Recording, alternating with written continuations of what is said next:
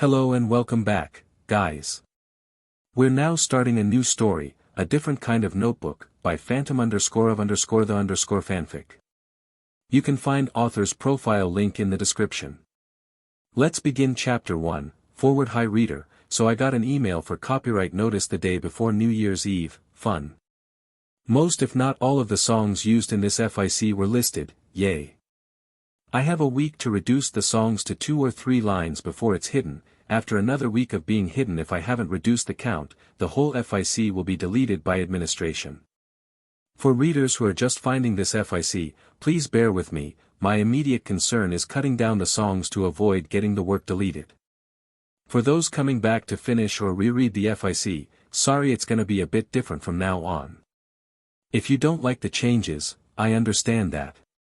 So every song in this FIC is only going to be 2 to 3 lines long. I'll go back over the chapters at later dates to rewrite them into making more sense. It will seem like nonsense in certain places for a while. Again, apologies. Had I known something like this would have happened, I would have taken the steps I am now without the deadline and certainly without the nonsensical edits you are about to witness. My hope is that once I cut down the lyrics, I can make the FIC as good as it was, if not better, before the notice came along. That being said, please do enjoy the FIC and I hope the edits aren't too obnoxious. See you around. Signed, Phantom. Chapter 2, Intro. The Class 1A dorms was quiet, peaceful. All of the university students were waking up in their own ways. Kyoka Jairu was already sat down in the common area, a cup of coffee in her hands. She didn't know why, but there had been a sack of anxiety in her gut ever since she'd heard Midoriya Izuku's heartbeat in the middle of the night. It had been erratic, crazy, almost as if he was doing one of his crazy marathon-like workouts. It was so loud and irregular it had woken her from her sleep and left her too worried to go back, hence the coffee. Just as she was convincing herself there was nothing to worry about, the homeroom teacher, Shoyuta Aizawa, aka Eraserhead, kicked the doors in with most if not all of the UA staff behind him. Class 1B gathered in the common room under the orders of Vlad King while the other faculty moved and added seats for what looked to be a small audience. Aizawa took one look at Kyoka, who offered him her coffee, noting the bags under his eyes seeming more prominent than usual. He grunted, took a sip and handed it back to her. Weakling, he muttered, his seemingly murderous mood calmed for a moment. Where are the rest of them? Oh, dear. They looked over to see Ida Tenya stood in the doorway. I figured this was happening when Izuku didn't appear for our morning jog together. That alone had 2 things sending off alarm bells in Kyoka's head. Number 1, Ida never calls anybody by their first name, not even the lovable green bean. Number 2, what was happening? How the F did Ida know? Did anyone else? A fish out of water. Kyoka just looked back at her sensei. He frowned and sighed. It appears that I must teach you how to be decent F people before I can continue your hero training. Oh, great, so either Midoriya Izuku, the angel golden child, had done something seriously wrong. Or someone else in the class had done something to him. Hey look, the anxiety is back. Kyoka just gulped as Aizawa marched off to the boys' side of the dorms. Not moments later the rest of the girls came down, comforting a crying Ochako. What happened? She asked instinctively. Deku, he, Ochako walked in on Deku cheating on her with a girl from the business course last night. We found her crying in her room this morning. Ida snorted at Yamamo's words. The two had been a couple since before the USJ incident at the start of their school year. They were now in spring, with the PLF becoming an unpleasant memory. If something were to have happened, it would have happened months ago now. We're serious, the Bluenet openly scoffed. Yes, I'm sure you are, Yaoyorozu. It's Ochako I'm not so sure about. Kyoka gulped, his heart was as steady as a ticking clock. Oh, if this wasn't adding up, and if it was, it wasn't good. I know what I saw, Ida. It was always difficult tell when a breathed person was lying, which only made her feel uneasier. Are you sure it wasn't Bakugo's ceiling? A whole new level of silence covered the room. Everyone spun their heads around to look at the legacy hero. Kyoka felt the situation go from bad to a completely new, different and nightmarish form of F up. Ida hardly insulted someone unless it was to chastise them. Ida throwing shade never happened. Ever his level heartbeat only made Kyoka feel even sicker. It didn't help when the big three were walking in with Nizu and Eri in tow.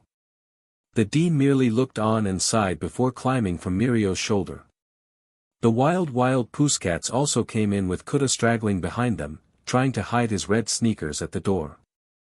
Shoto Todoroki barreled into the room, running straight over to Ida. Is it really happening?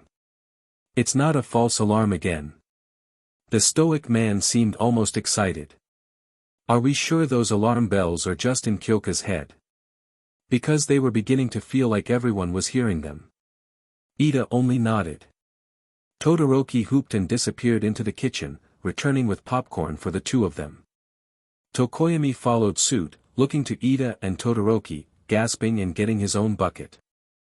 Hatsune also arrived with her own gargantuan bucket and grabbing a seat by the trio. Nobody else knew what was happening, and anyone that did was told it would be explained in time. Even Hatsune was keeping it to herself. That was really not good. Aizawa returned dragging Bakugo by his upper arm in front of the other 1A boys. The only reason I hadn't yet expelled you, Bakugo Katsuki, was because I had the naive hope you could grow as a person and not be a rampantly arrogant, horrible person the rest of your miserable life. But if the note I got is true and you have done this, then the last year I've spent watching your attitude change in classes means nothing, and I will be getting you out of this class as soon as possible. What did he do this time? Bakugo's twin sister, Katsumi, asked from her seat with 1B. You'll see once everyone gets here, Nizu spoke evenly. Luckily Midoriya left us a letter detailing who would be affected by what he left on Aizawa's desk last night. They should all be on there. Way here now, I am to take it none of you have seen him this morning. So he gets caught and tries to run. Mina spat, so what? It's a good thing he's not, because, hey Ashido, the sky is red. Ida interrupted. No it's not, she shot back. Oh. So you can make your own decisions and not just believe any horseshoe cowpat that comes out of anyone's mouth. Kyoka was pretty sure the bells had now turned into a cacophony of heartbeats.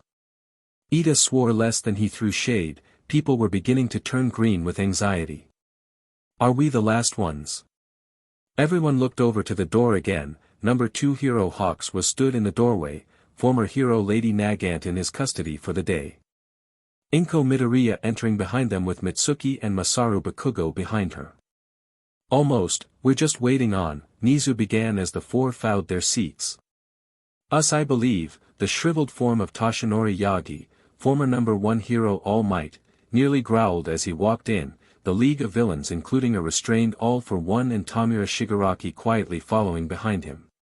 Melis Shield, her father David and Shiketsu student Utsushimi Kami brought up the rear. Kyoka wasn't sure why the other student was there, let alone why she glared daggers at Ochako with the League and Melissa, but the two women joined Ida, Todoroki, Tokoyami, and Mei with their own popcorn buckets. All of them seemed ready to watch a show, and that just made everything 10 times worse. Yes, that should be everyone, Nizu nodded. Disc 1 if you please. Aizawa, the homeroom teacher, pulled out a case of CDs from one of his sleeping bags and put the first one of the stack in. The TV flickered to life as a scene began playing. All scene involving other students on these videos that were recorded after the sports festival with the knowledge and consent from Ochako Uraraka. Only the following clip was recorded without her knowledge. Not that it matters anyway, manwhore, Mina whispered to just about herself and Kyoka, the purplet taking a look of shock and disgust at how easily Mina insulted the class sunbeam. Not that it mattered much to her anyway. Oh, this was so not good. Ah, Ochako was so cool. I hope she's not too upset about losing to Kachin though, at least it'll make a good music video. Izuku Midoriya spoke, bane the camera. Maybe I should take her on a mochi date to make her feel better. The last word came out increasingly delayed as he rounded a corner. There, plain as day, was Ochako Uraraka pinned against the wall as she clutched the face of Katsuki Bakugo. The two of them deep in a kiss. A lot of people sked in breath, mainly the girls around Ochako, who now slowly edged away from her catatonic form. So you're gonna ditch Deku, right?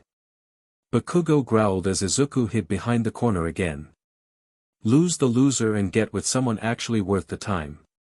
Yeah, Sure, whatever, Ochako waved him off before the sound of kissing resumed. The TV changed to static before Izuku appeared behind a piano, playing a slow melody. These videos are the product of Izuku Midoriya. If you are watching them, he's decided that he needed to find himself and be on his own. This collection is a way for the people in his life to remember that his will come back someday and to please wait for him. Subtitles popped up for a few seconds before Izuku began singing. You talk a lot about me now, he began, voice already quavering. But I stay disconnected, I really learned my lesson. The screen cut into quarters to show Midoriya's hands playing guitar, bass and him sat at a drum kit hitting a steady rhthm. His unsteady singing continued. It was obvious from faces around the room that people were getting unsettled. Should I just end this? Miss Code Pendant, all except for two of the collection gasped at his words, Inko Midoriya already getting misty-eyed. Kyoka couldn't fathom the pain she was going through at that moment. The purplet herself could feel something in her gut eating her alive. The music paused before the began chimed softly, beginning the melody again. Kyoka swallowed the lump in her throat quietly as Midoriya opened his mouth to keep singing. Everyone was hanging on to his every syllable, enraptured by his soft broken voice. More gasps as heads turned to the ever-shrinking form of Ochako and the bullet-sweating Bakugo when it was suggested Ochako would regularly turn off her phone to avoid accidentally sharing her location. I can't see SHT through your broken intentions. The instruments kicked up with his words fading. Everyone watched completely captured by his playing as the video kept going, until the instruments faded out and the screen turned to black. There was a slight bit of noise as people wanted to talk before it came back to life, Midoriya's face front and center. Hey everyone, if you're seeing this, you've just watched the first music video, cool wasn't it? Yeah, I've known she was cheating from the start, still, something must have happened between then and whenever you're all watching this for me to reach the breaking point. Sorry for leaving in the middle of the night, but it was the best way to avoid anyone asking questions I don't want to answer yet. There's a few CDs worth of music, some of you are on these tracks, even Shinso, even though he's still in Gen Ed when I'm filming this, I know he'll be in our course soon enough. I believe in you buddy. The lilac-haired insomniac moved across the room to join Ida and the crew, a bucket being offered to him and a knowing smirk on his face. To those wondering, this group calls themselves the Izuku crew, God knows why but they do.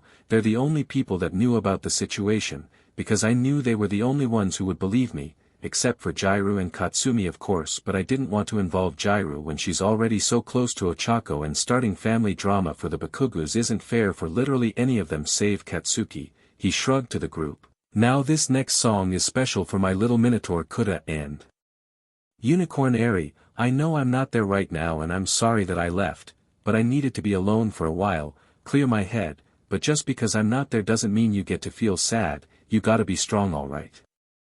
I'll be back, I promise. Silently the group watched on as he stepped away from the camera, a guitar in hand as he pulled a microphone from off camera. Smoothly starting a bass line he grinned, the TV turning into a video. When you're counting your scars see your dirty face, Izuku stood in front of a mirror, the camera behind him, catching his reflection as he healed a burn on his shoulder. The music slowly grew more intense as the video changed to Izuku training against a punching bag.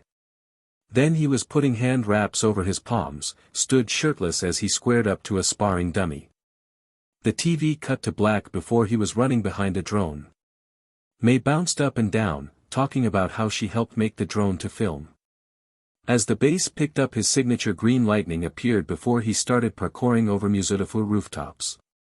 Easily he jumped from rooftop to rooftop, weaving around, over and under obstacles. A display of impeccable balance as he remained upright sliding down a rail on his feet. Heads began to bob as people enjoyed the music.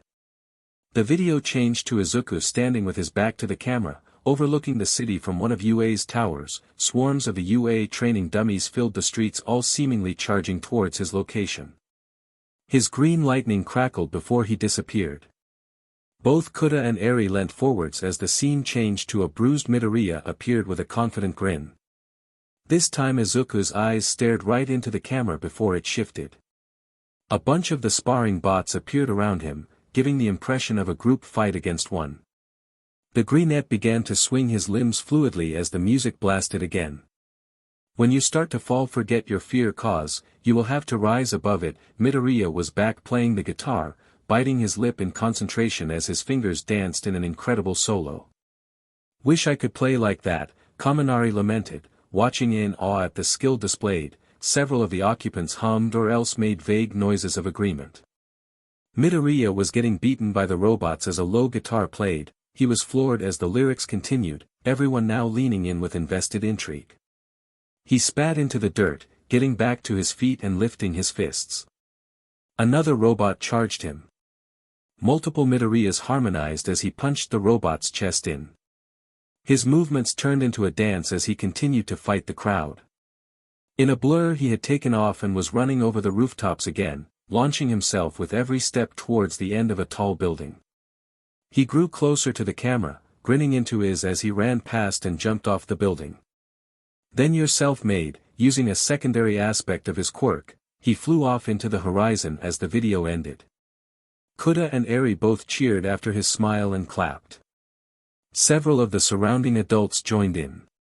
As they calmed down, Nizu cleared his throat and paused the TV. Now that we've begun, I believe it's time we discussed what was in the note that Aizawa found with the CDs this morning, especially concerning Miss. Everyone looked to see that both Ochako and Bakugo had hightailed it during the second song, neither leaving a trace behind. Oh well, they shall have to return for their effects eventually, he shrugged. So you were saying Mina? Ida raised an eyebrow and he smirked rather condescendingly. The pink girl swallowed and looked around the room. Okay, maybe I was wrong in believing that Midoriya would cheat on. No, not maybe, Todoroki cut in, you were wrong. No ands, ifs, buts or maybes. Ochako turned on the waterworks and you jumped onto the bandwagon like a rat from a sinking ship, and don't think I didn't hear your snide remark. Ashido, Kyoka cut in, for those curious, no, I will not be repeating it due to the younger ears present, not listening. La la la. La la. Hitoshi put his hands to his ears, earning a few chuckles. Mina gulped under the scrutinizing gaze from several protective adults, oddly including All for One. That was soon forgotten however as Nizu pressed play again. Why am I here? Tamura's scratchy voice came through the speakers, because part of your parole is to work with me to produce something good. That at least explained why the Law were present in this little session. Did he really make songs with all of them though? Yes, but why are we making music? I find it's a good outlet for how I feel. I thought it might work for you too. Do you know any instrument? Most of the things I touch will decay if I use all 5 fingers at one. That limits my choice, you know. Alright, so guitar or bass? Bass, okay, I'll take guitar then. Let me set up so the drums will play for us. A few noisy clicks before both men wandered into frame. Awesome, now, sing along if you know the song, otherwise just follow my lead. Yeah, let's just get this over with. A drum kicked into life. Undoubtedly Midoriya had recorded this beforehand in case. Tamura quickly picked up the mood of the song and played his bass accordingly. Fear can drive stick and it's taking me down this road, a road down which I swore I'd never go. Izuku looked over to Tamura with a small grin. The ex-villain seemed to recognize the song and leant into his own microphone, and here I sit, thinking of God knows what, afraid to admit, I might self-destruct. Izuku nodded as they sung together, their voices harmonizing incredibly well.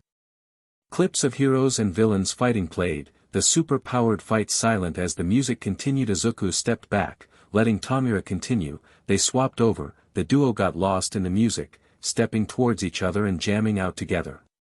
Static as the video changed to Izuku fighting a robotic Nomu.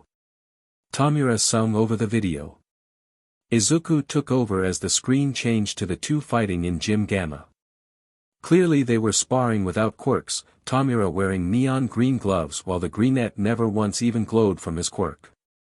Cutting back to the two on stage, Izuku dipped his guitar before leaning backwards to play out a riff. Tamura kicked his mic over before putting his foot on the bass and lifting it up again, "'Cause I got enough problems without creating more." By now the Izuku had begun to dance together, the Love also busting moves, encouraging more of the audience to dance. Kuda and Eri both went full tilt into head-banging, small hands raised in the classic rock pose. Much to the amusement of Aizawa and Mandalay, who half-heartedly joined their young charges. A drum solo began as they leant into their mics, changing up the feeling of their song. There was a moment for the audience to calm down as Midoriya sung softly, looking over at Tamura with a smile. The ex-villain nodded in both understanding and thanks, the lyrical meaning of second chances and repairing the damage hitting home. Midoriya reached out for a fist bump in between the chords. There was a small cheer from the group as Tamura stared for a moment, smiled and nodded before returning the fist bump. After they pulled their hands back, the intensity began rising, both eyeing the fretboards of their instruments in concentration. They got louder as they both quickly moved their fingers, playing with the drum build-up, ending back-to-back, a shell of what I had when I first started. The camera cut between Tamura's and Izuku's hands as they delivered the final chords and closed the song. Tamura suddenly lifted the guitar off his shoulders and slammed it into the ground without thinking. Both men froze along with the audience, several of whom had been in the middle of a dance move. Whatever Tamura had been planning to say was cut off when Izuku did the same thing, smashing his own guitar. Style points for the finish. He grinned, "You're not mad I broke your bass?" "Nah dude, I got a few more in storage. I tend to chuck them whenever someone walks in on me practicing, so I do burn through quite a few. Jiru would kill me if she found out how often I break a guitar." There was a moment's pause. Wait, is this still recording? The screen turned to black as Tamura began laughing. The current Tamura also cackled lightly. "It's just as funny the second time." He sat back down in his seat. Speak for yourself, those were gorgeous. How many others has he broken?" Kyoka was on her feet. "Midoriya has asked me to never reveal such information under penalty of Sudoku." "You mean seppuku?" "No, I mean Sudoku. I find it harder than Where's Wally, and that stuff is tough, so, did you guys know about the Ochako thing?" Kirishima Ejiro asked with a raised hand. Sorta. Dabi, now known as Tuya Todoroki, admitted, "I mean, if we didn't record music together, we'd just be talking about how our problems affected us, how we dealt with the hand life gave us, coping mechanisms and the such." He always mentioned a bit of girl trouble but never really expanded on anything more than, "She thinks she is playing me for a fool, with all the subtlety of a bull in a china shop," but if we asked about it, he'd just say it was another thing on the list when he aired out Bakugos. "Dirty laundry, the dudes that is," he quickly added, nodding to Katsumi. "Oh, yeah, Nizu, you mentioned a note." Toru lifted an invisible hand. "What were you going to say?"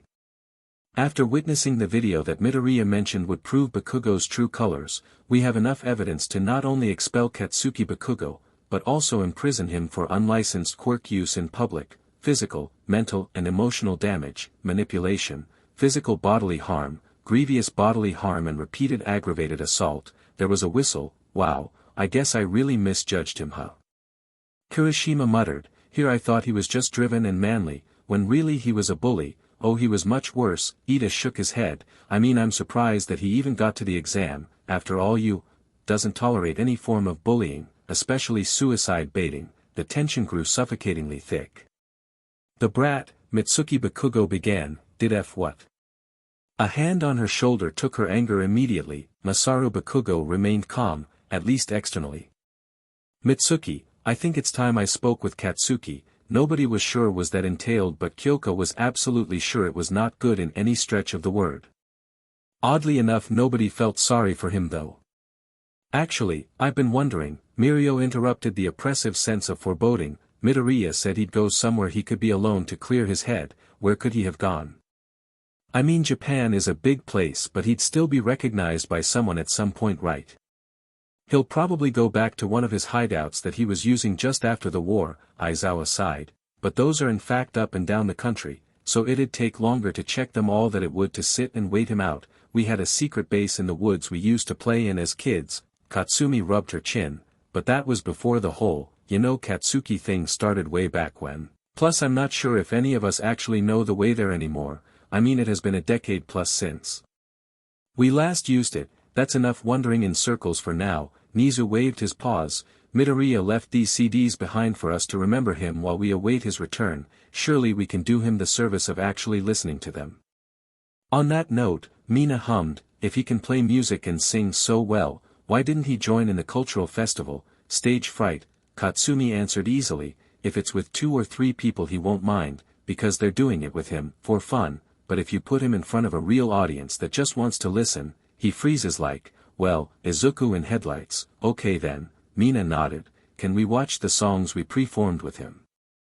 There's already a set order, we couldn't change if we wanted to, Aizawa shrugged, before turning the Nizu, onto the next one, Chapter 3, beside everyone sat as the CD loaded on the screen. The song with Izuku and Tamura had just faded to black. Everyone waited to see who would be next, all scene involving other students on these videos that were recorded after the sports festival with the knowledge and consent from Ochako Uraraka. Only the following clip was recorded without her knowledge. The whole room groaned in disappointment. Nizu stopped the player and looked to Aizawa. The note said his first one would be shorter than the rest, a shrug from the perpetually tired sensei. It did say that each disc had a second side though. Give me a second. Everyone shuffled slightly as they waited for him to do so. So, hey, Ahida. Yes, Hagakure. The brunette raised an eyebrow. How come you guys never said anything about the whole Ochako situation? Izuku asked us not to. Hitoshi shook his head. We all swore that we'd let him handle the situation however he needed to get closure. Todoroki nodded. It was difficult for him to tell us at all. Hell, he could only tell Atsushimi when they made the music together. Ooh, do you think we'll hear my song sometime? It's gonna be totes dope. Did he record songs with all of you?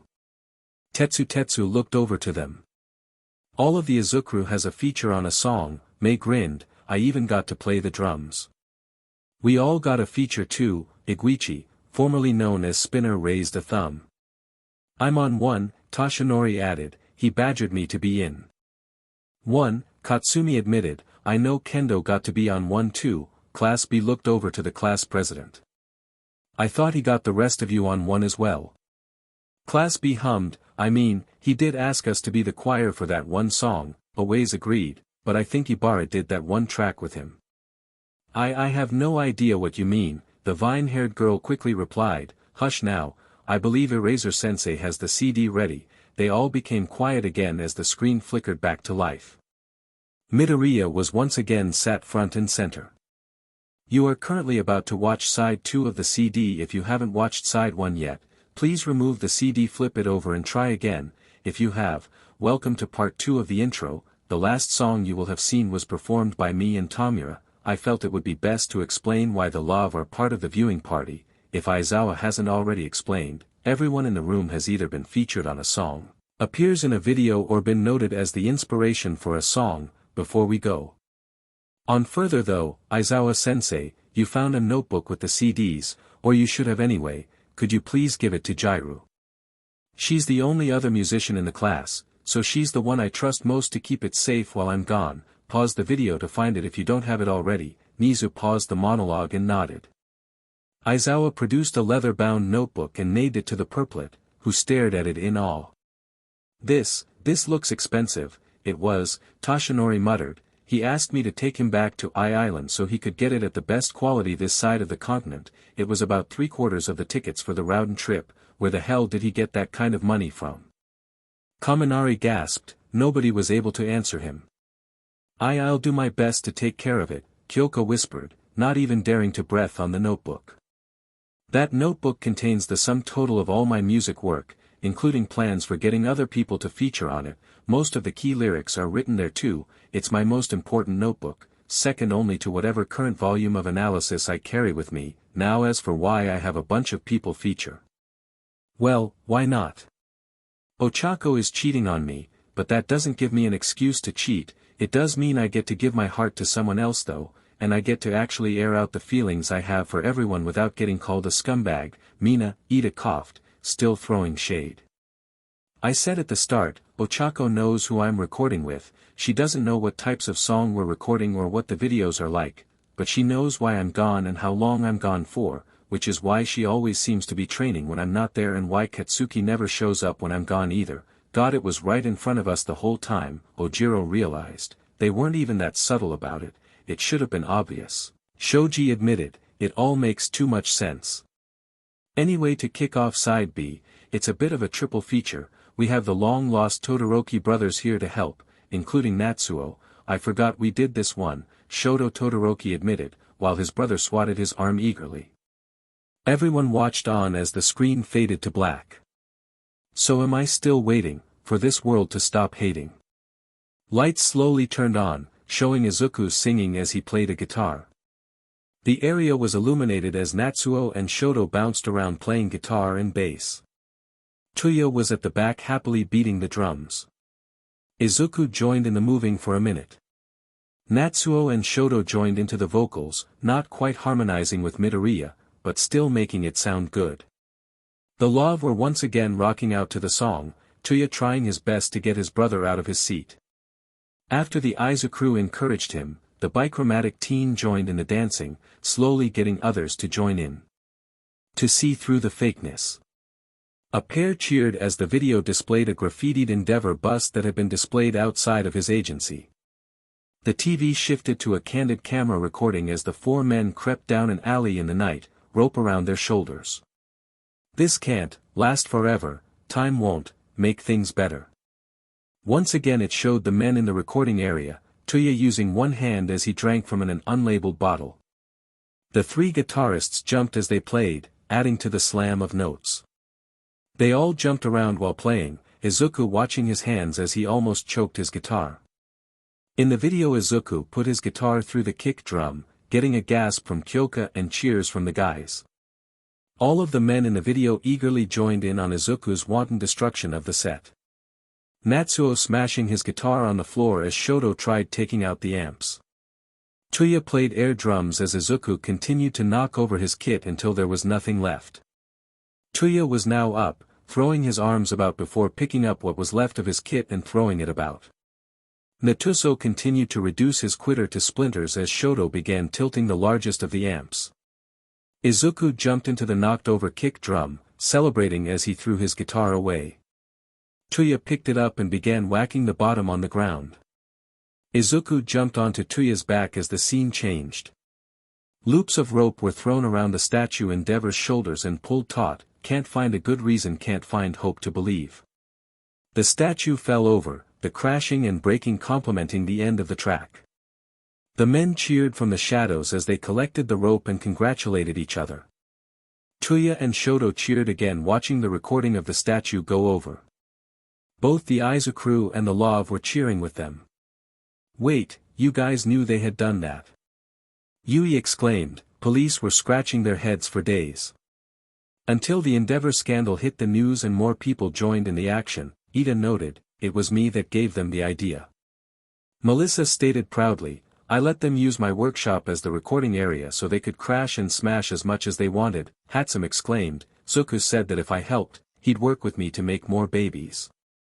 Everyone except classes A and B choked. She means her inventions, Shoto clarified. Izuku would often spend an hour or two in the evening helping Mei draw up designs or doing some field tests for her. Jairu, I'd like to apologize for making you watch the destruction of such appealing instruments. Honestly, the pain in my heart after I realized what we'd done could only be healed by bringing that statue down. Several chuckles. So as an apology, the notebook you were given, it's yours now. I need to get a new one anyway and I figured it may as well go to someone who'll appreciate it. Class A nodded in agreement as Kyoka clutched the book to her chest, determined not to let it go.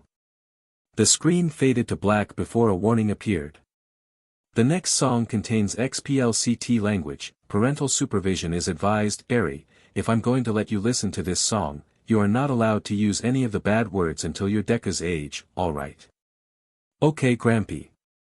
Papa doesn't let me use bad words anyway. Same goes for you Kuda. If we hear a single one of these from your mouth, no video games for a month. You got it. The video showed a picture of Izuku doing push-ups, sweat dripping from his face.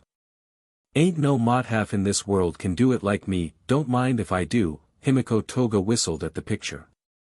Kyoka found herself and a lot of the other female students humming in agreement for some reason. Please, Himiko hummed lightly. The camera changed to Izuku driving a car down a motorway at night. Since when could he drive?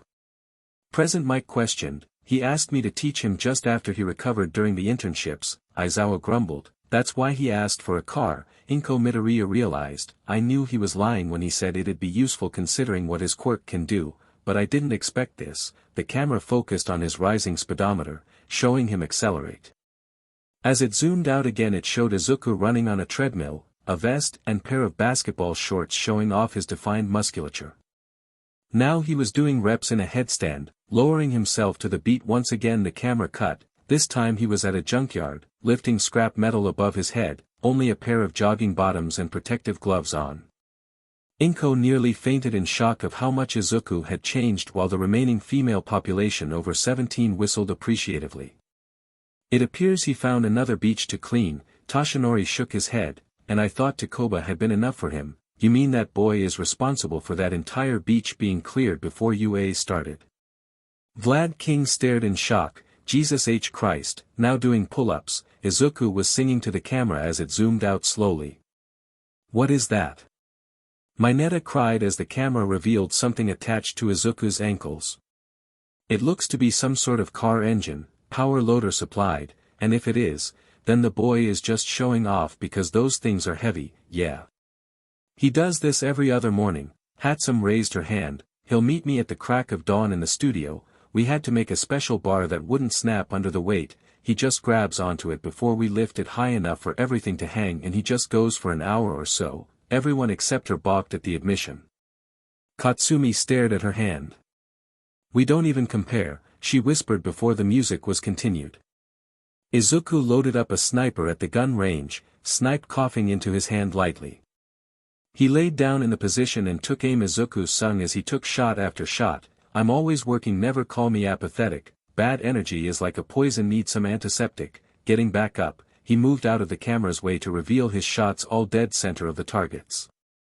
Suddenly he was bouncing on stage, a robotic crowd cheering as he sang. He walked off stage, his voice echoing off as he moved through the halls. Got enough love in myself, in my psyche. A door slammed shut, only one word on it visible to the camera. Deku. Silence reigned over the room before Dark Shadow appeared. Hell yeah. He cheered. More people quickly began to join in, yelling their awe and appreciation for the song. Wait. Kirishima called out, are we just going to ignore the fact, Izuku Midoriya, the guy that can barely call someone stupid, just dropped the F-bomb at least 10 times. Not to mention the mother-lover bomb in the chorus. It was going to happen eventually. Kirishima, Aizawa sighed, even men like Midoriya have limits. Yes, but he's too good to do anything really drastic, isn't he? Monoma seemed nervous. Too many rules, and good men don't need rules. Katsumi interrupted, I pray you never find out why he has so many. A whole host of people audibly gulped. And now, Izuku Midoriya featuring the Class 1B choir, already. The music began with the clapping of hands and stomping feet. The present Class B found themselves unintentionally singing along with their recorded selves. Izuku appeared on screen, smiling in a way that made the room feel nervous. The camera panned to reveal he was inside a church, dressed in an all-white suit. This sinking feeling sets, it feels just like a hole inside your chest. He pointed to the camera, pausing to audibly take a breath. He lifted his chin. Class B cheered their only word in harmony. The stomping and clapping began again, this time with more of the present audience joining in with the recording.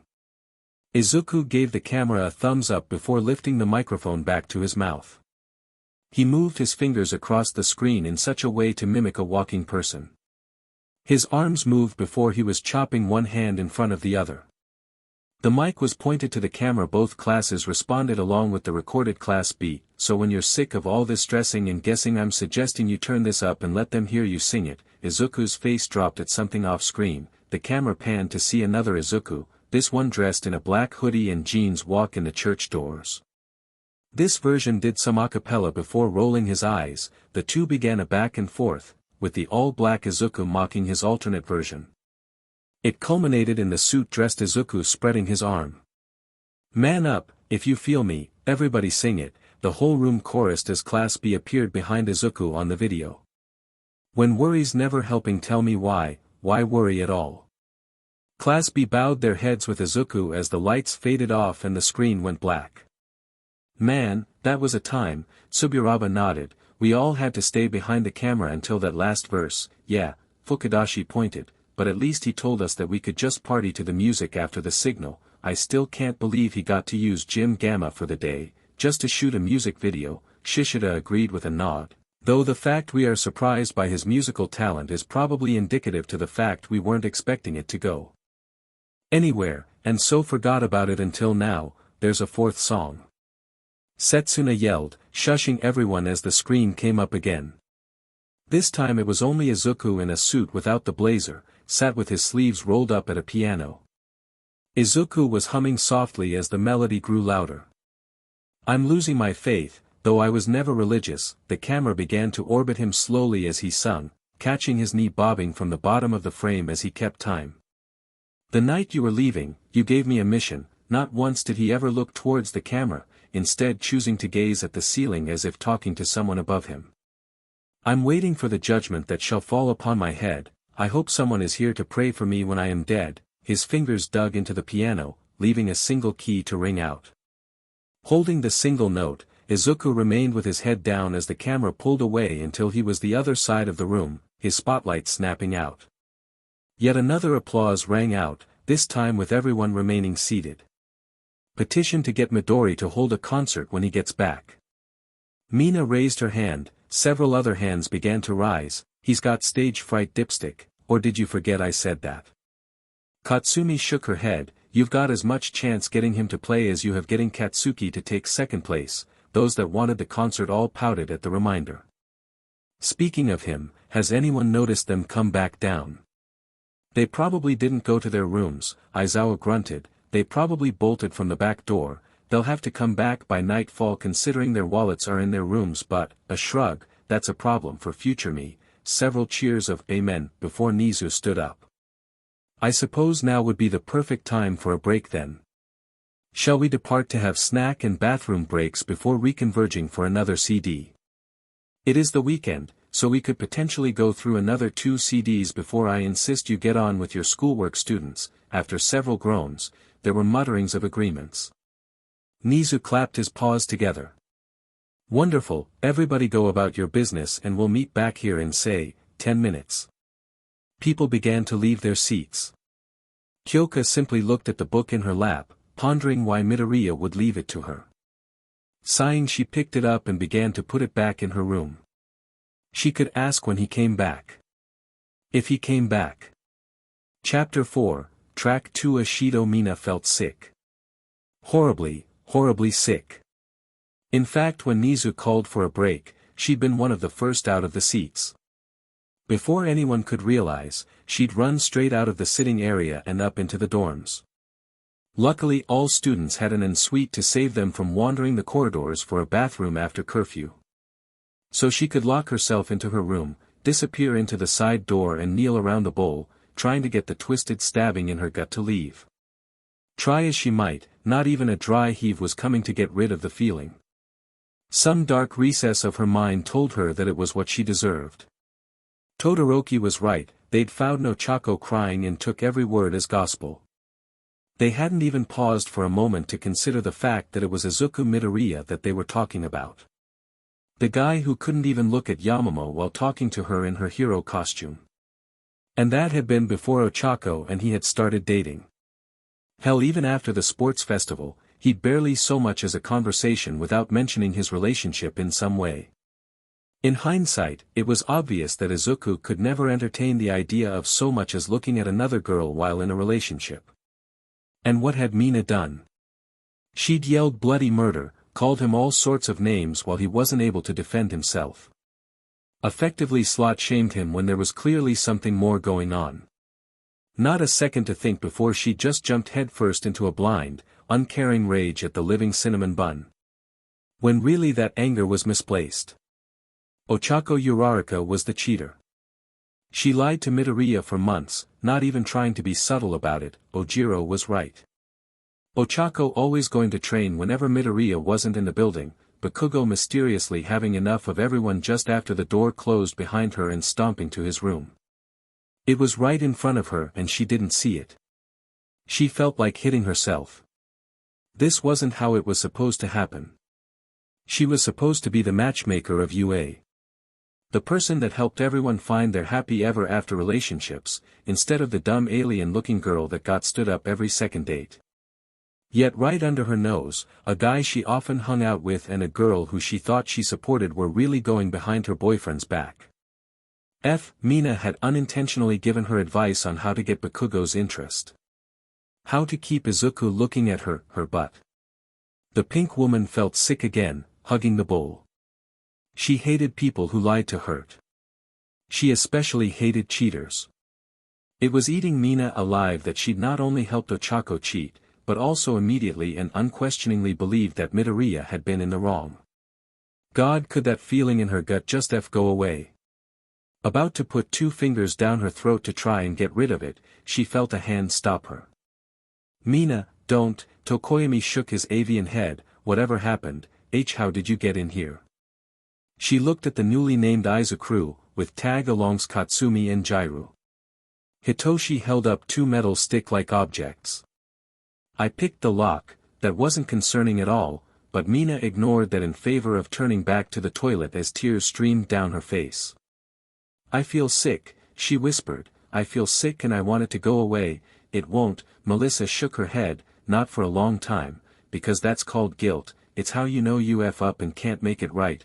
She hiccuped. I was so ready to yell, to fight him, I didn't even think. Ida shook his head. That's okay, Ashido. I was in a similar place when my brother got hurt. It was Midoriya that snapped me out of it. While we were alone in the hospital, he told us about Ochako. Showed us the video even. Anything Ida could have said was immediately void. Todoroki added, look, the best thing to do is be honest when I said so many mean things about him though. She yelled, turning back, I called him so many names, I called him a man-whore for F's sake. The group stared in shock, like, how the F am I gonna, whack. Melissa shook her hand lightly as she drew it back.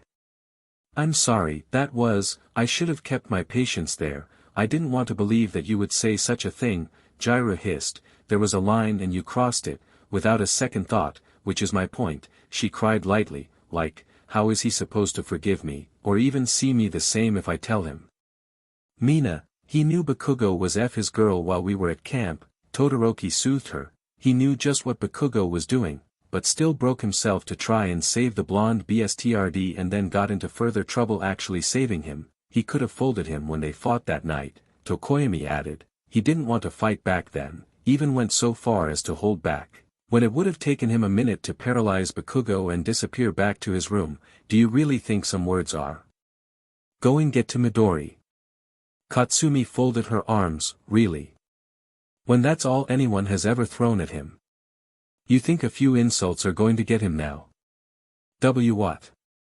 Mina wiped her eyes. Come on, we've still got some time, we can grab some food and drink, take another minute to calm down and then watch the next CD, alright? Oh, okay. She let their hands gently guide her from the toilet and down into the kitchen. Concern was waved off as the Izuku plus Katsumi and Jairu loaded up a few buckets of snacks and thermoses of drink. As they sat down, Ida quickly informed them of a small change.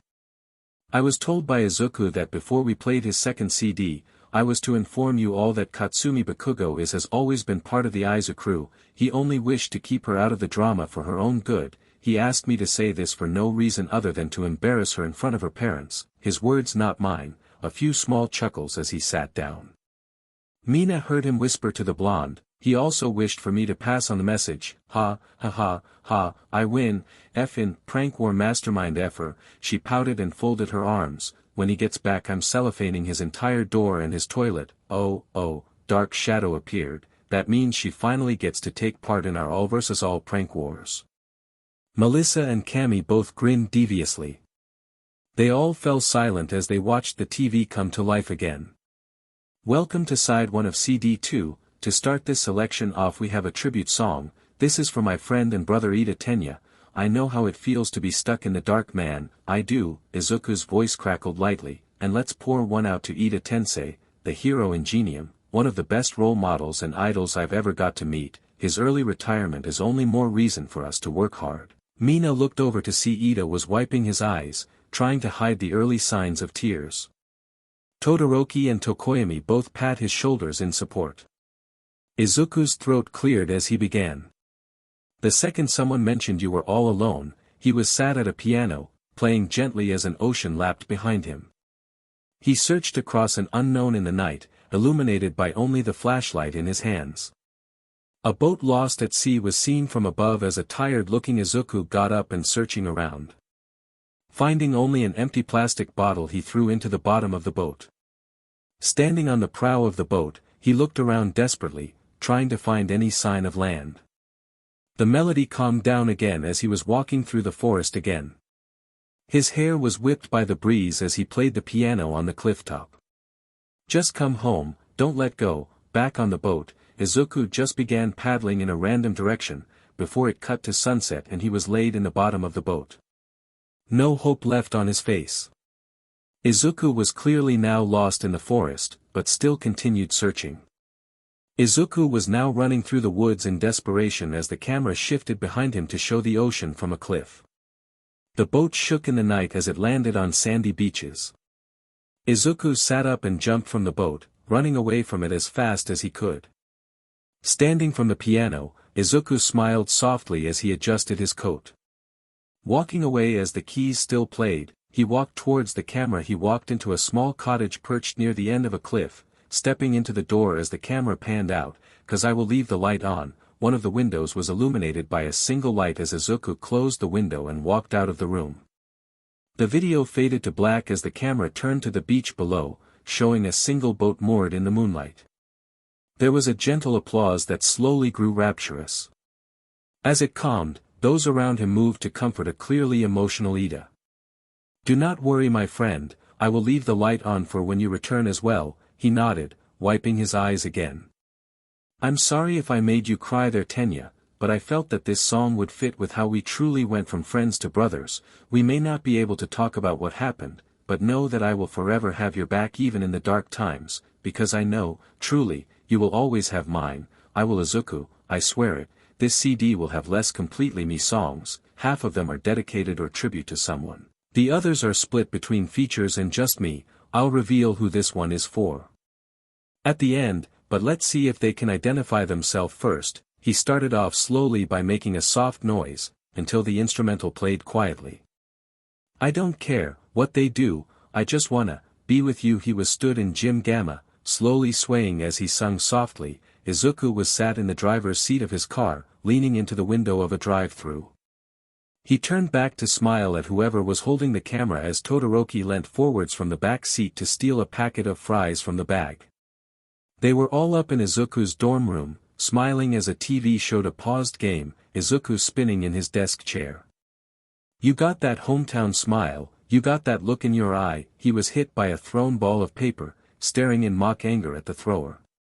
A hand reached under his desk as the group scattered and he revealed a hidden Nerf gun. The scene changed as he pointed the gun at the camera. Now he sat on Todoroki's bed, teaching him how to play the guitar. The two silently chuckled as Todoroki bent his arm in odd ways.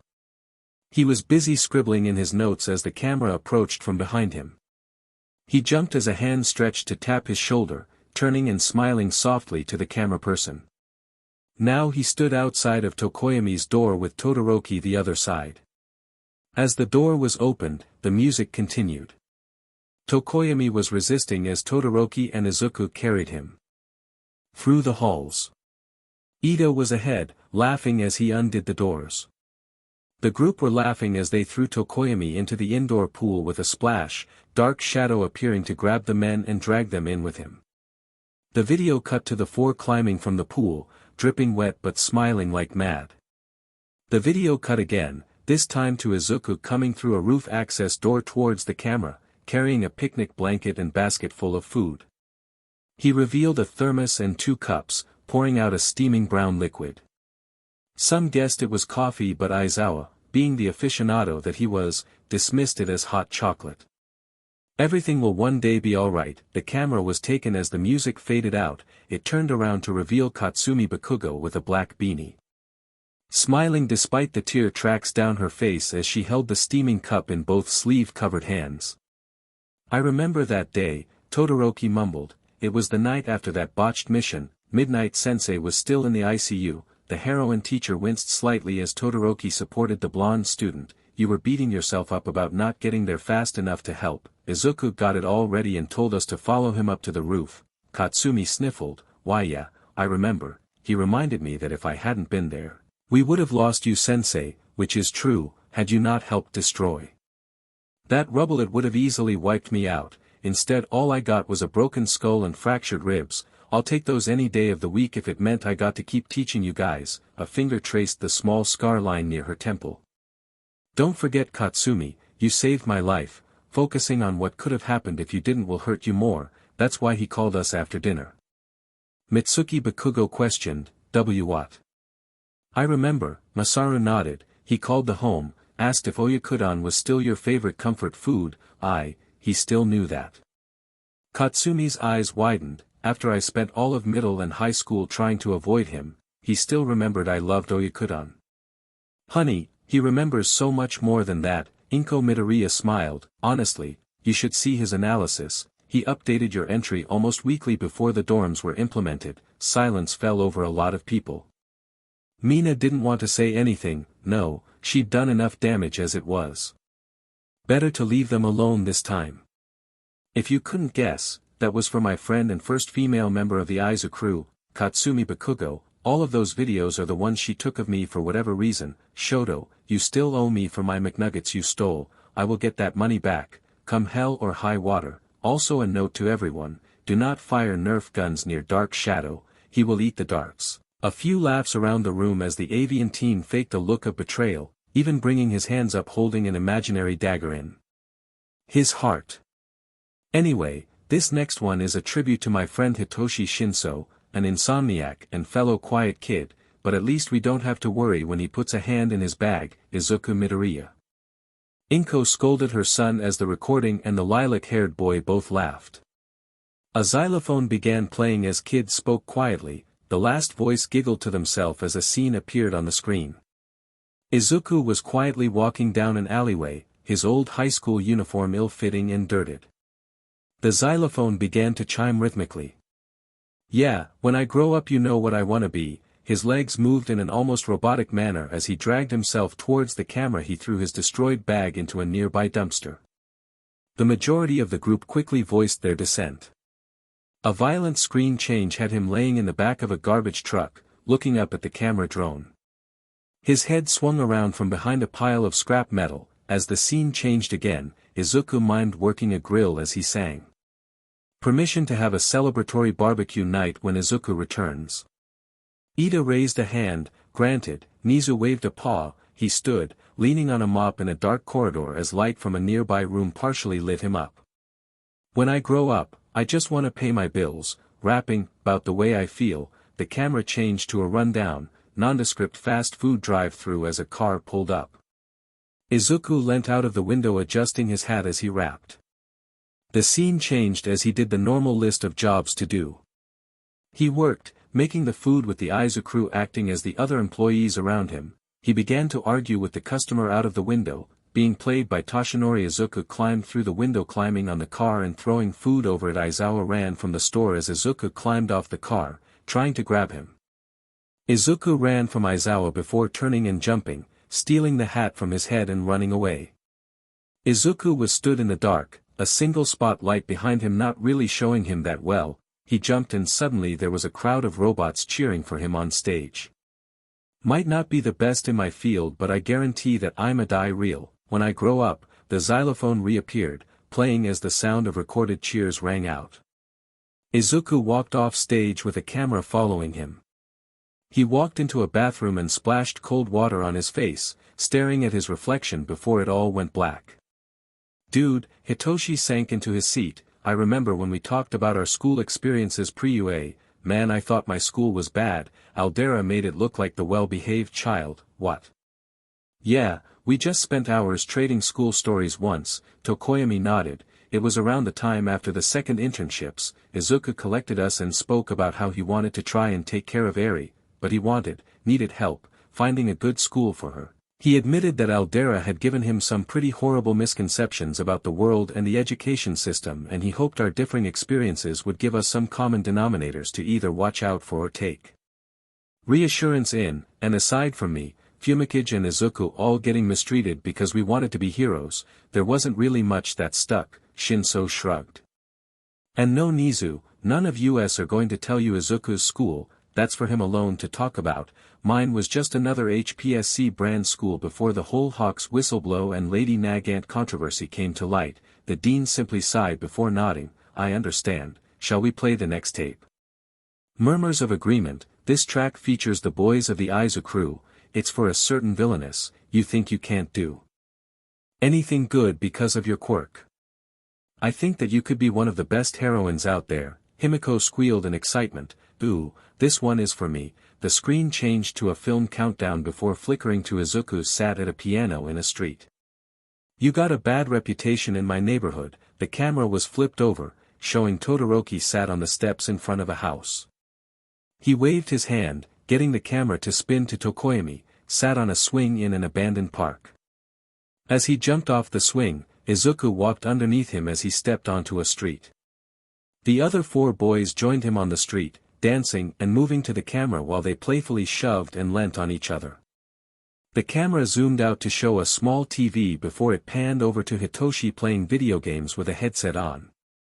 I know that I shouldn't touch, but you twist my arm 'cause I can never get enough once the feeling starts. He suddenly changed into an online avatar driving at high speeds. He was launched into the air by a projectile, past a rooftop as Tokoyami stood at the edge. The avian teen jumped from the edge, landing in a pile of trash bags before Izuku hauled him out, the greenette singing. Hitoshi was out of his wreck, joining the two as Ida and Todoroki appeared from behind the camera. Ida was sat at a computer console, a screen clearly showing him trying to hack something. People stared in shock as he reached notes they didn't think he could. The camera zoomed into a CCTV screen as Izuku walked out of an alley. A montage of the guys doing their previous activities played as the song went on. I'm hooked, oh, I'm hooked. It ended with the boys once again on the street, laughing and jostling until Izuku panicked and pointed. They all yelped and began running as a crowd of robots charged after them. Everyone laughed lightly before Tokoyami grumbled, that shock is real by the way. Izuku didn't tell us he was going to have the crowd chase us. The other three nodded in agreement. Tenya was gone like a shot. Fumikage and I ran for our lives. Hitoshi folded his arms, sinking into his seat. Then we cleared 2 blocks to look back and see Shoto froze them in a glacier after a block. A small smirk. None of us forgave Izuku for a week. He had to host a video game tournament in his room to make up for it. We made a mess. Ida chuckled. So many wrappers and empty packets. He had to do at least 9 bin runs on cleaning day. They laughed before he hurriedly added, we helped obviously, under the scrutinizing gaze of Aizawa. So that's 4 tribute songs, and 1 feature. Itsuka hummed. Do you think the other side are just songs by him now? Possibly, but that's 4 songs, Ojiro nodded. It's unlikely he'll do 4 songs without featuring or paying tribute to one of us. He is that type of guy, Kaminari admitted. Is he though? Mina mumbled. I mean, we all thought Ochako was sweet as an apple pie, but she's been cheating on him for months. Who's to say Midoriya hasn't been playing us for fools with her the entire time? We're right here, Mina. Melissa raised an eyebrow. We're living proof that Izuku isn't a manipulator. There's nothing he hasn't told us. The group all nodded. Nothing. Toshinori seemed to sweat. Absolutely nothing. Todoroki confirmed with a leveled gaze. Because he trusts us, and we trust him. Is the Izuku open invite or? You'll know when you're part of it. Ida shrugged. Because Izuku will make you feel like you belong and you'll realize just what you're a part of. So do you guys know if there's more? No, we don't know how he's ordered it, but there is one way to find out. Hitoshi shook his head and Aizawa sighed, already reaching for the player. Chapter 5, Confessions. So, before we begin this side, how did Melissa and Kami join the Izuku? Toru asked as they all waited for Aizawa to reinsert the CD. We weren't at Island for very long, and we didn't even meet the real Kami at the exams. Mina had been wondering the same thing honestly. Even May was part of the almost exclusive group. It was odd how so few of their class knew about it. let alone were a part of it. Heh, sorry about that, Himiko added nervously. Well, my story includes the Island incident. Melissa scratched the back of her head. I mean, after Izuku saved everyone, he asked if there was any chance we could remake the gauntlet to save his arms. I promised to try, but honestly the first time, it was a pure fluke. I couldn't repeat the process if I tried. Izuku never gave up on me though, even if I didn't remake the gauntlet. He told me about Mei and how we were going to be the top 2 minds of the generation. A small smile. He promised that whenever I came to visit, the 3 of us could steal some of Eraserhead's sleeping bags, give lunch rush puppy eyes, and just camp in the workshop for as long as we wanted. The tired sensei twitched lightly. Oh, he did he? It's what we did on the run-up to Christmas. You didn't even notice they were gone. She's got you there, Shoyuta. Present. Mike shrugged. Aizawa turned to him. Don't give me that look, you know I'm right, it's the principle of the matter. But yeah, Mei was already part of the Izuku crew, so they decided to let me join as well. A big smile. We took Eri to the McDonald's drive-thru. That time I didn't take his nuggets, Shoto added. No. Ida agreed. Tokoyami and Dark Shadow just stole all the apple pies. I bought you all fresh ones. 3 days later. Wait, I'm no genius, Kaminari began. Shocker, Jiraiya shot with a smirk. But there's 5, 6, 7, 8, 9 of you, plus Eri making 10. How did you all fit in Midoriya's car? We didn't. Hatsum looked at him confused. Izuku took Eri and Melissa back here, grabbed Fumikage, got Tenya's and Shoto's orders while they went for their evening run, sent Hitoshi a message to make sure I got out of the workshop in time to get cleaned up, got the food, swung past Shiketsu to pick up Kami, and came back so we could have a chill night on the roof. Of course none of them noticed Fumikage had already eaten the pies until after they got back, when Izuku dipped into Katsumi's room to drag her up with us, and Shiketsu didn't mind Atsushimi being out so late. Their lodgings aren't on campus. Todoroki shook his head. They're still given food to cook for themselves, but Shiketsu can't enforce a curfew. So how did Atsushimi join in the group? Through Shoto actually. The only non-UA student piped up. It was totes fun. We met at the remedial exam, and once I told Bakugo he'd be a lot better if he shut up. Shoto straight up asked if I wanted to join a group hangout the next weekend. I was down for it obviously, ready to get a train when he laughed and said, "Nah, we got you," and I was all, whoa, since when do you talk like that?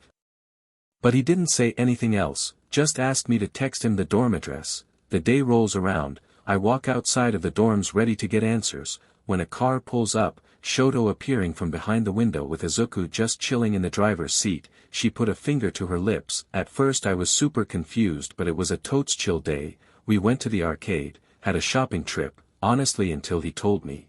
I thought Izuku was with Mei or Melissa. I would have believed it if you told me.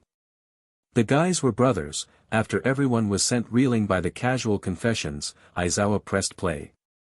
Saw dudes, Izuku laughed. So what up, I'm Jared, I'm 19 and I never learned how to effing read. A few laughs from the more internet-present individuals.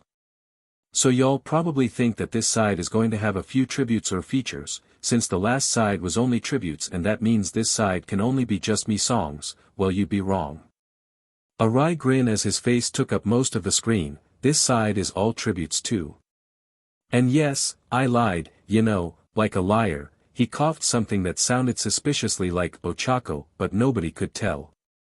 Anyways, this one is inspired by Aizawa-sensei. You might think you hide it well, but I know when someone's trying to deal with trauma on their own. This is for you, sir, and to encourage you to talk about things. I know it did wonders for me, so this song is for you, to whoever it is you lost. Goddamn problem child and his observation skills and do-good heart. The tired man sunk into his seat, trying to be mad but smiling softly regardless.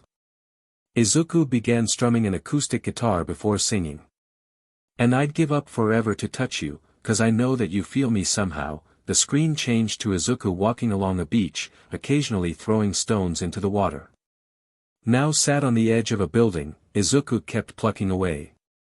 And you can't fight the tears that ain't coming, or the moment of truth in your lies. Aizawa's face changed from a sympathetic smile to a concerned frown. A split screen of Izuku playing all the instruments appeared on screen, guitar, drums and violins. They all watched in silence as he just kept playing, passion in each movement. This is for Aizawa-sensei, thank you for being a father figure and role model to me, damn it problem child. Nobody heard Aizawa's voice quaver, absolutely nobody. Eventually the instrumental tapered out into just a guitar again. Izuku wandering down an empty street as he went. He was atop a skyscraper, playing to a city in the night, the instruments all back with a vengeance. I just want you to know who I am. This time as the music faded, the camera faced Izuku's back. He turned around and put his arms out, leaning off the edge and disappearing. The audience remained silent as the screen faded to black before it was paused. Young Midoriya sees you as a father figure as well. Toshinori looked over to their other teacher. I wasn't aware, Aizawa mumbled, if I'd known the kid was trying to what sensei? Ida cut in, with all due respect, it's been nearly a year, there should be little about Izuku you don't know, he's practically an open book when you ask the right questions. Hitoshi cut in, don't forget Tenya, Izuku has trouble trusting teachers and authority figures that aren't heroes because of no, we don't know, Inko cut in, what happened to my baby boy? The whole group turned to face her. I'm sorry, they all chorused before Todoroki spoke, if Izuku wants to tell you, he will tell you, we won't break his trust or faith so easily. Mina wondered why Midoriya's mom recoiled at the group words before her gut sank. Midoriya had really been through some SHT hadn't he? Yet he'd done everything in his power to be the best person he could be. It only made her angrier at Ochako.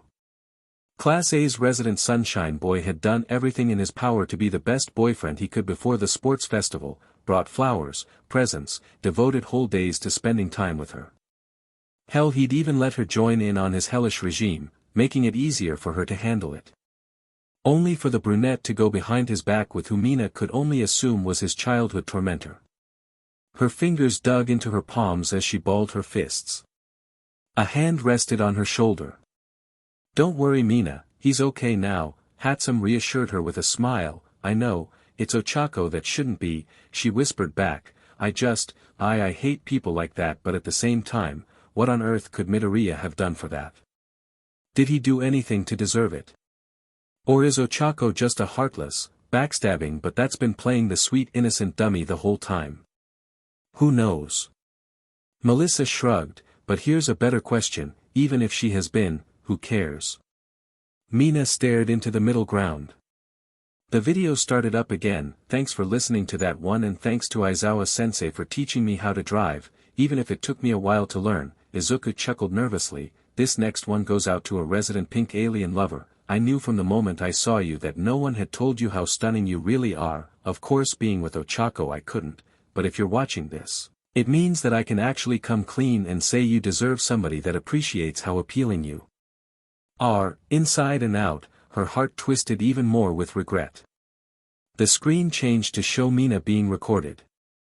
I remember this, it was literally just after our performance in the school festival. She leant forwards, my siblings were so excited to meet him, I had to make up an excuse just to help him escape, the brunette admitted, a slight bit breathless. She had of course been skeptical at the time, her brother not one to speak of praise. The screen changed to Izuku sitting on a bar stool as he plucked a guitar. Well, he said, there's nothing like your smile, sort of subtle, and perfect, and real. He smiled at the camera, singing as he walked down a busy street.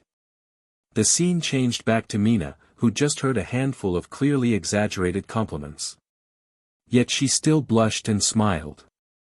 She squirmed on film slightly. Izuku seemed surprised at her question. Before Mina tried to quickly change topics, only for Izuku to cut her off, his own rambling outpacing hers. Mina smiled both on screen and in person as the video continued. Mina reacted to something compellingly different Izuku had said at the time. Back on the street, Izuku appeared coming up onto a bridge. He hit a gentle high note as he walked back to the barstool, but we're a million worlds apart, and I don't know how I would even start. If I could tell her, if I could. The lights around him faded to black, the video getting paused once again. Nobody spoke for several minutes. Mina realized that she had begun crying at some point in the song and wiped her eyes. You okay? Katsumi put a hand on her knee. Why yeah, I'm fine, Mina continued wiping her face. I wasn't expecting that. I don't think any of us were, to be honest. Kendo seemed to be near tears herself. I mean hot DMN, that was, appealing, Shiozaki finished. It was incredible, he wanted to say such things to you, but held back because he was in a relationship, doomed though it may have been. He tried to remain faithful while figuring out a way to confess his thoughts. It is rather a smart contingency. Shishida nodded. He remains faithful during the relationship while making these, almost confessional tapes, then when the last straw breaks, he can spend time finding himself while also coming clean to the rest of us, finding closure for himself while keeping us all informed of his true feelings. The chatter died down as the third song played.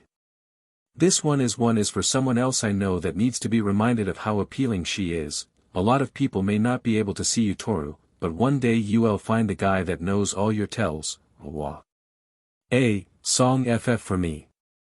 The invisible girl mumbled, but she was hushed by the Izuku, Melissa and May both writing notes in their books. A piano started up again. Man, he plays that a lot, huh? Tokage grinned. It's because it was the first one he learned how to play, Katsumi answered in a split second. Katsuki and I wanted to be loud and violent, so we went for drums. Izuku was more gentle, capable of being support or taking the spotlight. The room at large shushed the conversation before Izuku's voice wafted through the speakers. I try to find the words when you walk by. He sat at a grand piano, singing in the dark while a ballerina danced under the spotlight. Who? I thought that was Rehizel. Toru was suddenly stood up. He said that Mina had given him some music to play so I could learn the dance. God, no wonder I was confused when we didn't actually do it. The camera changed to a bird's eye view of a busy street, everyone trying to find Midoriya in the crowd. You've got a light that never seemed to fade. Once again Toru was back dancing as a ballerina on stage. This time the camera caught more of Izuku's face as he smiled longingly at the dancing figure. This time the camera panned up to see Izuku sat above the crowd, sitting on an air duct. Notice me. Toru stopped dancing on the stage, Izuku standing to clap as the camera faded to black. A gentle applause from the audience as Tokage nudged Toru. Well, was that enough, or have you not seen him yet? An indignant squawk as the invisible girl was brought from her stupor. Yeah, I have. So that's 4 girls with an exclusive tribute song, one for Ida, a feature song for Todoroki and his family, and a tribute to Aizawa-sensei. Who do we think is next? There were several loud calls, people voting for themselves, people voting for others. Nobody could guess what came next though, as Izuku adjusted the camera before sitting down once again. He spun in his desk chair and sighed.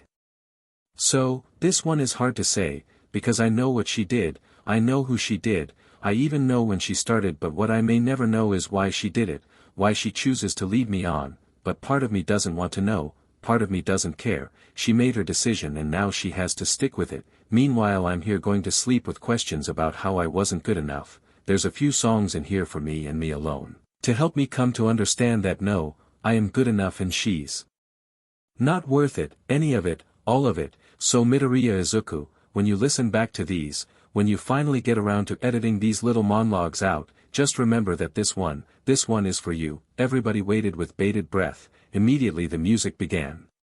A quick montage of an abandoned beach, only the arcade had any life, with a queue down the side of the building.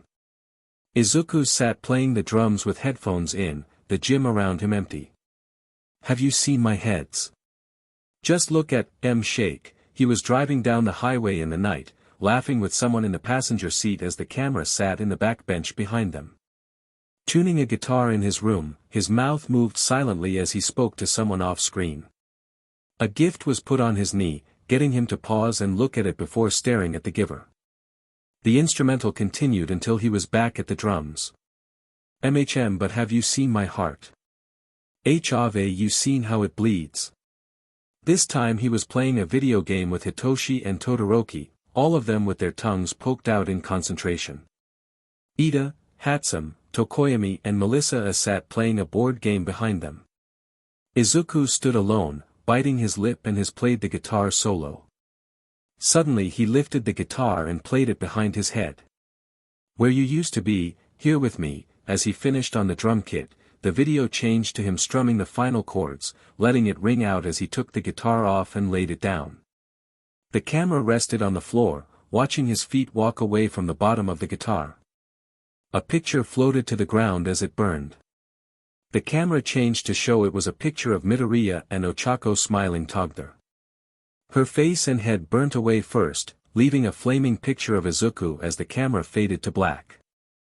That's the end of this disc, folks. Sorry, but you're going to need to put number 3 in now. I won't tell y'all what to expect, but I'm going to keep recording these little tidbits for before and after songs. I might use them, I might not. Either way you'll know which song is about who, at least I hope so. Anyways, that's a bit less time you have to wait now. Hopefully I won't be gone much longer than the runtime of my whole collection. I'll see you guys soon, alright.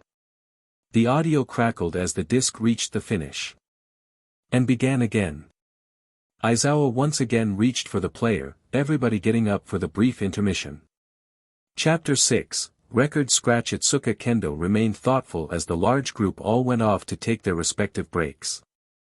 The Izuku plus Jairu and Ishido were going to restock on drinks and food again. The teachers were conversing with both Midoriya's mom and Bakugo's parents, trying to solve the mystery of just how much Midoriya suffered. Honestly, Itsuka had been concerned when Vlad King-sensei had woken them all up and told them to get dressed and join him at 1A dorms. Eraser-sensei had kicked the door in and she only got more worried. Then of course the girls except Jairu had all come down comforting a crying Uraraka. The purplet not hiding her anxiety very well as she probed the issue. The Class B president nearly scoffed with Ida when they relayed the claim Midoriya had cheated.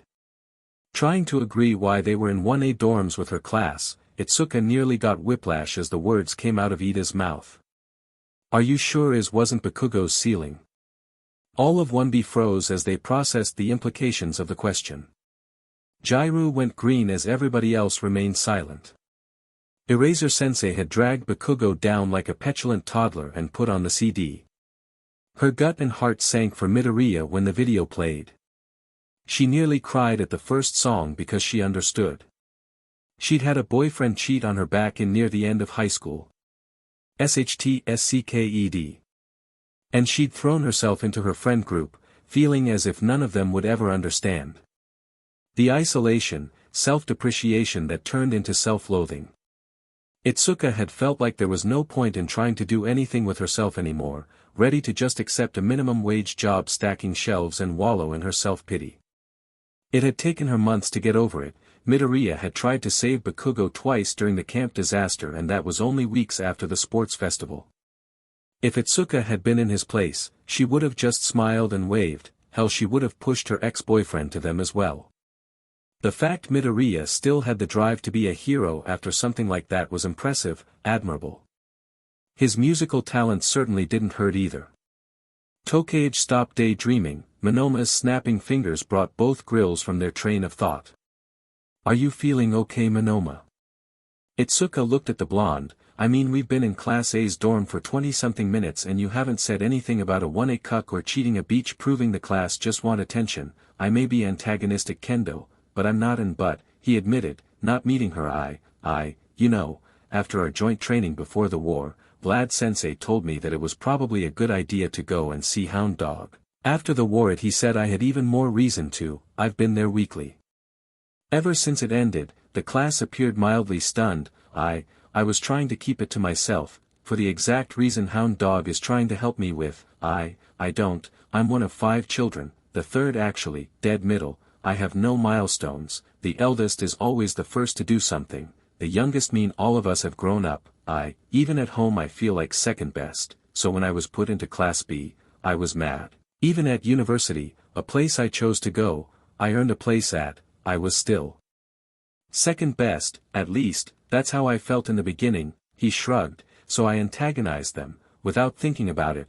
I put them down to try and win a fight only I was imagining and I was seeing. I ran into Midoriya at Hound Dog's office, antagonized him about looking down at me going for help. It didn't go well. That depends on how you see it. Minoma rubbed the back of his head. Midoriya gave me the flattest face I've ever seen, so unimpressed it would make my father try and get his approval, and he told me that getting help is nothing to be ashamed of. that he'd just finished his own session and belittling me for it would make him no better than the people that put him there, not to mention a hypocrite. A heavy sigh, he offered me a hand, a chance to make amends, not with the whole class. Because he knew that would be a big ask. At the time I didn't know what the list of names had in common, but, after today I now know that it was the Izuku he listed. He didn't mention Uraraka. Hell no. I asked him about making amends with his girlfriend. He laughed and said he didn't care. He literally told me to fire away, and that didn't strike you as odd. Oh no, it did. In fact, my natural assumption was that she'd done something to cause him to seek therapy, but he didn't ask why I was there, so I didn't ask him. The least I could do after he spoke with me was be respectful. Never thought I'd see the day, Kuriro snarked. Monoma just chuckled. After that he occasionally invited me to join their group on a hangout session. Is that why you kept disappearing every now and then? He nodded at Itsuka's question. When I did agree, Midoriya would meet me on my balcony, carrying me and the bag of snacks or games I packed with the tentacle part of his quirk and fly over to his room. We'd either hang out in his room and play games or sneak onto the roof where the others were waiting. It was all very fun. So you're not going to antagonize them all anymore? The Izuku, no, the rest of them though. He wobbled his hand, especially Bakugo and Uraraka. Everyone nodded. I believe Izuku would be fine with if we fired away at the couple, as it were. The class nodded before a voice cut through the noise. Back already? Ida spat. The room turned to see Uraraka and Bakugo stood at the door, caught like deer in headlights. Clearly they had been planning to sneak past the group while they watched the CDs. Itsuka was about to march up to Uraraka when Monoma grabbed her wrist. A glance his way and he shook his head, pointing back to the other girls of 1A. Ashido broke from the Izuku and stalked over to them, Ida not far behind her. Everyone watched on as the pink woman backhanded the brunette something fierce. Bakugo opened his mouth to shout when Ida's fist struck his jaw. Itsuka could swear she saw some teeth fall onto the floor. Shaking the hand he used to punch, his other restrained Mina from assaulting Ochako further. I have been waiting literal months to do that, Bakugo, and if Izuku hadn't been able to talk them down, I guarantee the others would have done it too. Bakugo tched. Like Deku's useless extra friends could do. Fu mph, Bakugo growled as a grey scarf gagged him. Ooh, let me expel him, Lord, let me. I'm afraid that you can't, Aizawa. Currently all of his incidents have all been marked as adequately punished. Simply enabling someone to cheat on their partner does not constitute expulsion, morally. It's despicable but rule-wise. There's nothing I'm afraid, but then again, you know all about getting away with abusing someone, don't you, Bakugo? Nizu smiled dangerously. However, we can transfer them both to Class B, in the interest of their continued health after the reactions of Miss Ashido and Mr. Ida. What? Why the F can't you move, shitty Deku? Bakugo barked, pulling the capture tape from his head. All those in Class A that wish to have Midoriya leave their class, please raise your hand. Nobody moved. Those who wish to have Bakugo and Uraraka leave their class. Every hand in the class rose. Dean Nizu. Itsuka rose her hand, not to question you or anything, but do we have to swap out 2 students? Those 2 aren't exactly favorites in our class either. I understand the objection, Miss Kendo, I do, however I have no other alternatives. They have not done anything to constitute expulsion nor anything enough to justify removing them from the hero course. Believe me when I say I'd do either for Bakugo if I had the chance. What? But I didn't effing dash. Hey Bakugo, Hitoshi called out, grinning at the blonde, why don't you see if this is all a bad dream and take a swan dive off the roof? I mean, you said Izuku could get a quirk like that if he tried. Maybe it'd work for your personality. What did, shitty Deku, as you call him, Kami interrupted, told us everything about you, Bakugo, how you had to prove you were better than some quirkless kid in school, that whenever he got higher on a test than you'd spend lunch hunting him down and beating him up, and when you'd send him home bruised because you did the same thing after school, and that's not even touching the fact. He wanted to be a hero, like every other kid does. We don't mind pulling him from UA, Mitsuki growled. Maybe Shiketsu can straighten him out, or maybe we can just send him to a not-hero university, Mitsuki. Masaru Bakugo spoke up, quirk aside, he has neither the attitude nor the reasons to be a hero. Masa dash, you know I've been against it from the start, right? Letting him protect people. I've watched him at every sport event he's ever done. Die is not a good idea for a hero, nor is assaulting an opponent after a match has finished, or behaving like such a rabid animal that he needs to be chained and muzzled for the protection of people around him. You saw him at the sports festival Mitsuki. I think it's high time you stop trying to live through Katsuki because he can do what you never could. Silence reigned for several minutes as everybody tried to compute what had just happened. Even Inko Midoriya stared in shock, and mark my words Katsuki Bakugo, you will be leaving this class, if not the university entirely, and then you and I are going to have a talk before I drag you down to the station myself. Am I clear? What the foo dash, am I clear, young man? Katsuki Bakugo looked paler than a sheet of paper, staring as beads of sweat dripped down the sides of his frozen face. He could only just nod at his father before going to walk to the stairs. And where do you think you're going now? You're staying here until this CD is finished, then your teachers and I will be having a chat. Holy SHT, Katsumi mumbled to the students around her. Dad never busts out the young man unless he's getting to levels of said even mom can't touch. That thought scared Itsuka. It was no secret that Mitsuki Bakugo's anger was enough to quell Katsuki's, but the mere idea that there was an anger strong enough to overpower that, well, she was just glad that Masaru wasn't her dad right now. Even Monoma gulped. Well, Nizu began, poking the terse silence, now that we have a solution to that, we must still discuss who to swap Miss Uraraka with, Monoma. Itsuka volunteered. Apparently the Izuku recognize him as a quasi-member. The group looked among themselves before nodding. He's chill, Hitoshi agreed, but Izuku wouldn't let him leave Class B. Why not? Kurwaro snapped, because guys, I get along well with Midoriya and the Izuku. The two of us are the bridge between our classes during interclass activities. If I moved to Class A, there'd be a limited connection. Midoriya and I both know that we're the reasons our classes are starting to get along. What about Kendo then? Komori raised a hand. What about me? Itsuka looked to her. Well, you're the class president, so you already get along with Ida and Yaoyorozu. If Ida is cool with you, so is the Izuku, and the girls will make sure you don't feel left out. But like you said, I'm class president, I can't just, it's alright Prez, I'm sure I can handle it, or Monoma can just take over. Having guys from the same social group representing would help unite our classes. Tokage smiled, placing a reassuring hand on her arm. Itsuka tried to argue, but you guys, plus look at it this way, now we know the green bean has a car, you'll finally have someone to talk mechanics with. She just sighed and rolled her eyes. Fine, but this doesn't excuse you from that spa day you owe me. I'll make good on it, promise. Nizu clapped his hands. Wonderful, now that we settled the matters, I will attend to the paperwork this evening. Now Aizawa, I believe you've already swapped to CD3. A quick nod, then let's begin. Hey Iraibody, this is CD3, if I remember the order right, it should have been a song for me. Now for the first one on this track, we got another tribute song. This one goes out to my boy Nido Monoma, twice a week, once a month. What does that mean? Itsuka leant over to him as he smirked. It was a deal we made together. I go to Hound Dog twice a week and we have a drive-through night once a month as one of our hangouts. Now, just listen, Midoriya began singing as he left a train station. Hello, I'm not where I'm supposed to be. Midoriya paused on the street as he saw a reflection of his younger self. It was clearly just an cropped and cut video, but it still blended quite realistically. After dismissing the reflection, Midoriya had kept walking, until he saw it again in a shop window.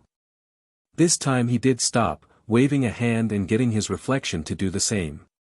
He hopped on the spot before his child self ran off. Goodbye, I said to my bestest buds. He began chasing his reflection down the street, catching glimpses of it on each window. His reflection passed by on a car door, Midoriya quickly climbing into a cab, pointing to the car to follow it. He chased his reflection through the city, sometimes barely missing it as he rounded a corner. A montage began of close calls. It was now night time. Midoriya was just wandering the streets, looking defeated as he scratched his head sitting down at a park bench. Midoriya looked into the sky, completely giving up. Looking down at his feet, the young reflection waved back at him with a smile. Midoriya looked around in glee before standing up. Dancing to the music. Can I finally feel something again? How's it go again? Midoriya sat back down with a sigh and looked at his reflection. The younger Midoriya gave a final was as he faded back to show the present-aged version of him. Background noise played as the camera caught a child Midoriya standing up from the bench and running off camera. Whoa, how'd they get that? Tetsu cried, I helped. Eri raised a hand. Papa wanted to show me my quirk wasn't scary, so he let me use it on him for the music video. Grampy was there in case something went wrong though, she added quietly, but nothing did. Eri. Ida smiled to her, a hand stretched out. The small child beamed and charged over for a hug. No, nothing did Uncle Tenya. She squeezed him tightly. A lot of people cooed at the sight. So, now I've got the song out of the way, Nito, what are you waiting for? Go sit with the Izuku, you're a part of it after all. I know you didn't join them at the start, so go now. Monoma just laughed quietly before moving seats. Now he sat on the outside of the group, next to Todoroki who was on Ida's left, with Tokoyami next and Melissa and Utsushimi on his right. Katsumi put herself next, as far away from her family, especially Katsuki, as possible. Hatsum sat on the far left of the group, in control of the dispersal of snacks while being able to quietly fidget with a Rubik's Cube. Itsuka smiled before leaning back in her seat to watch the screen. This next one goes to another Izuku member, Melissa Shield. I may have a quirk, but you know how late it came in, so from one person who suffered to another, this one is for you. He appeared dressed in a marching band uniform as a piano played gently.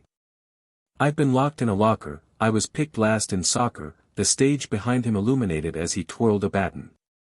Fake stars glittered in the air as a crescent moon hung above his head. The melody calmed down again, the light zooming back into Midoriya as he stopped dancing and lifted the microphone again. I've been kicked down in the dirt, I pretend that it don't hurt. The stage came back to life, this time clouds chugged slowly across the stage as well, the cardboard background also moved with the song. 'Cause we are the freaks, the lights all turned off at once with the instruments. The Izuku were now on their feet applauding. Melissa seemed genuinely touched. Itsuka looked around and saw Masaru holding his son by the upper arm as he pat a hand to his thigh, trying to clap one-handed. Uraraka was also being held, wrapped tightly in Eraserhead's capture scarf. You know, no matter what, Mel, I'll never forget my roots and I won't leave you behind. Now this next one, this one is for another class BR, the Queen of Teas herself. Let's see how you feel when the turntables miss Tokage, What? He's got one for me. She blushed. Itsuka laughed. You're not embarrassed, are you, Tokage? No, J, just surprised. Sure. Izuku sat in another suit, this time without a waistcoat, leaning back on a seat. He appeared to be in some nightclub. Tokage gasped, I remember this. She pointed suddenly, I was so surprised to see him at a place like that. Ooh, I remember too. Hatsum sat straighter. We'd all gone out to celebrate New Year's. The other Izuku nodded in affirmation. We recorded this on our phones. More than meets the eye. To tell the truth would be a lie. He began clapping as he sang, smiling to the crowd. Stopping his claps, he gestured to the crowd, trying to hype them up. Eventually people began to dance together slowly as he sang. There's a girl stuck on repeat, plays in my mind, won't let me sleep. The crowd around the dancers, including the occasional Izuku member, clapped along with him. He stepped down off the stage, mic still in hand, as Tokage began tapping her foot in giddiness. The camera recorded him offering the other student a hand and dragging her into the center of the floor. Somehow he managed to coax her into dancing with him in front of everyone as he sang, the rest of the area joining in. And she's just my type, oh yeah, she's just my type. Tokage sat back on her seat as the club was about to give a standing ovation. The recording cut as Midoriya turned around to the stage. The viewing party, however, continued to clap, several people whistling as well. Itsuka double-checked and saw both Bakugo and Uraraka were still caught, forced to watch his tapes. Bakugo remained scowling, trying to wrench free from his father's grasp. Uraraka, however, looked mortified after 3 songs, beads of sweat over pale skin and unmoving, misty eyes. Itsuka wasn't sure if she was embarrassed or ashamed or whatever, but she still bit back the scoff before looking away again. And yes, just so everyone is clear, I did tell Uraraka about the plan for the night. I also told her the next day about the impromptu recording because I was half drunk. However, I'm not sure she cared or even registered anything I said because she spent the night in Bakugo's bed, Katsuki's I mean, at least I'm pretty sure that's where she was, because she wasn't in our bed when I came back to the dorms. See? Now it makes sense why she didn't join the girls' slumber party, Jairu pointed out. Yaoyorozu nodding with her. Even the girls in Class B managed to come. Itsuka paused. Oh yeah, that's right, she pointed, I completely forgot about that. Geez, that was a conspicuous move, wasn't it? The former Class B president knew she was rubbing salt onto the wound, but she didn't really care, giving Uraraka a side-eye full of loathing before turning back to the screen. Alrighty, this is the last one before you flip the CD, so why not make this side a Nane special? This last track goes out to a certain ginger mechanic I know. When I get back we should talk shop. I've learned a thing or two I could show you, and I'd love to take a look at that Davidson you keep. Itsuka hit her shock carefully, trying to not let the blush show on her face. The guitar started up as Izuku sat on top of his car strumming his guitar. 1, 2, 1, 2, 3, 4, I've been feeling so small. A sudden change as he drove down the highway, camera fixed to the dashboard in front of him. He pulled into a fuel station, getting recorded as he moved to the pump. After moving into the station, he grabbed bags of snacks. Climbing back in his car, he sung to the camera again, lay my troubles to rest, blow the smoke through my cigarette. The camera changed to him racing along the highway, staying on the outside lane as he cruised past all manner of vehicles. An orange glow as the sun began to set. Time shifted from dusk to night as he kept driving, the city flickering into night life behind him. His car pulled over on the side of a hill, Midoriya climbing out of it as the camera faced him. Nothing can break me, no, nothing can break me. He walked past the camera, putting his hands in his pockets. It followed him to see the city sprawl underneath him, glowing like gemstones under the twinkling night sky. It faded to black as the music stopped. DMN, I really have to get him to take me on a drive sometime, Tokage muttered, he must know all the best spots. There was one time he made us all get ready and did 2 trips to take us all camping over the weekend. Todoroki rubbed his chin. I think Melissa got shotgun out of her, Tenya, Fumikage and May, while Air got shotgun when he drove me, Katsumi and her down. Eri nodded. We got McDonald's for breakfast. She cheered, can we go camping again soon, Uncle Sho? Please, pretty please. We'll have to ask your Papa Eri, but I'm sure we can all convince him. He nodded, yay. Jumping from Ida to Todoroki to hug him, they all heard the CD player close again. On to the next list, Nizu cheered as the TV popped to life.